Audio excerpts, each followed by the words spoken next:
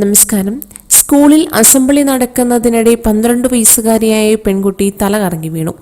വെയിലടിച്ചതിനാലാകും തലകറങ്ങി വീണതെന്ന് അധ്യാപകർ ആദ്യം കരുതിയെങ്കിലും പിന്നീട് ആശുപത്രിയിൽ എത്തിച്ചപ്പോഴാണ് യഥാർത്ഥ സംഭവം എന്തെന്ന് അറിഞ്ഞത്.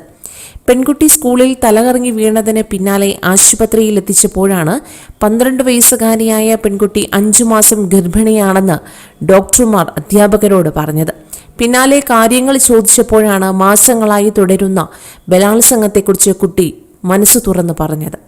12 വയസ്സുകാരിയെ ബലാത്സംഗം ചെയ്ത ഗർഭിണിയാക്കിയ കേസിൽ കുട്ടി ചൂണ്ടിക്കാട്ടിയത് മുത്തശ്ശനടക്കം 3 പേരെ. മാസങ്ങളോളം ഇവർ കുട്ടിയെ ബലാത്സംഗത്തിന് ഇരയാക്കുകയായിരുന്നു. വീട്ടിൽ ഇതിനുള്ള എല്ലാ സഹായവും ചെയ്തു നൽകിയത് പെൺകുട്ടിയുടെ അമ്മയുടെ അച്ഛനായ 70 വയസ്സുകാരനാണ്. രാജസ്ഥാനിലെ കോട്ടയിലാണ് സംഭവം നടന്നത്.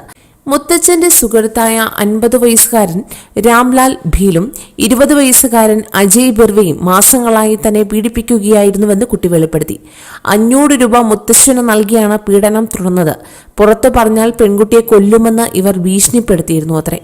അച്ഛൻ മരിച്ച ശേഷം കുട്ടിയും മാനസിക വെല്ലുവിളി നേരിടുന്ന അമ്മയും മുത്തച്ഛന്റെ വീട്ടിലാണ് താമസിച്ചിരുന്നത്. ഇത് മുത്തച്ഛൻ ദുരുപയോഗം ചെയ്യുകയായിരുന്നു.